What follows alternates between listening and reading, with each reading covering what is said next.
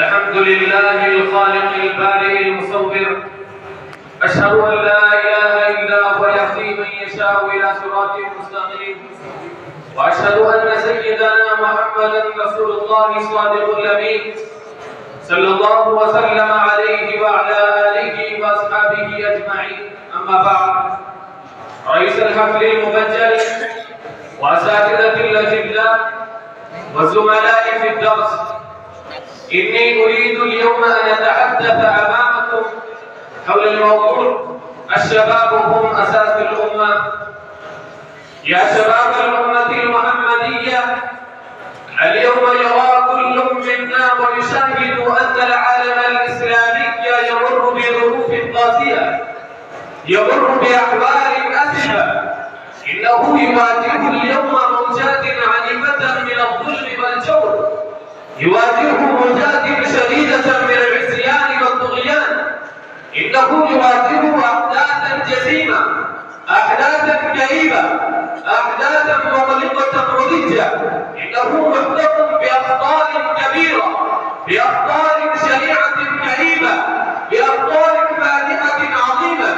المؤامرات اليهودية والقوات الصهيونية تهجم عبر ذلك بهجمات سافرة متواصلة، هجمات جارمة، هجمات همجية، هجمات وحشية، وتمطر أمطارا من القنابل والغازات السامة المهلكة، فتذهب آلاف وملايين من المسلمين ضحيتها. والعالم الإسلامي شرقا وغربا، شمالا وجنوبا، يعيش عيشا ضليلا، عيشا حقيرا، عيشا مظلوما مقهورا، ولا طاقة له أن يقابل هذه القوات الخبيثة، يقابل هذه المؤامرات الصهيونية اليهودية، لأن الذل والهوان كتب له خلودا أبديا. يا رفاقي في الجامعة، إن العالم الإسلامي في هذه الظروف الراهنة والأخبار المحدقة شمس بصره إلى شبان الأمة المحمدية، لأن الشبان هم أساس القوم، هم أساس الملة، هم مأوى الأمل والرجاء، هم الذين يحدثون انقلابا عظيما، هم الذين يؤرخون تاريخ المجد والكرم، هم الذين يؤرخون تاريخ العزة والوقار.